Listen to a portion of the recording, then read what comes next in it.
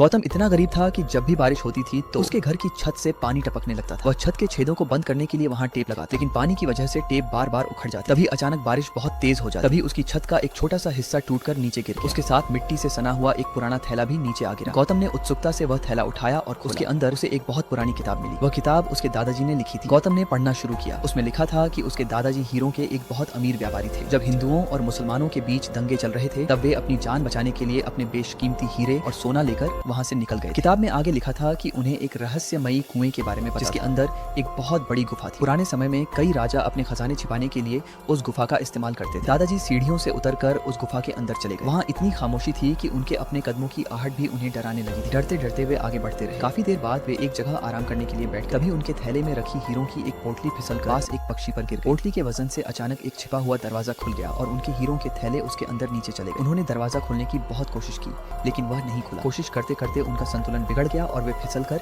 एक गहरी खाई में गिर गए। किसी तरह वह वहां से बच गए। किताब के आखिर में दादाजी ने लिखा था, यदि कोई मेरे उन हीरों तक पहुंच जाए तो उन पर केवल मेरे बेटे और उसके बाद उसके वारिसों का ही अधिकार है। कोई दूसरा व्यक्ति उन पर अपना हक नहीं जता सकता। ये पढ़कर गौतम हैरान रह गया। वह उन हीरों को पाना चाहता था लेकिन उसे उस रहस्यमयी कुएं के बारे में कुछ भी पता नहीं था।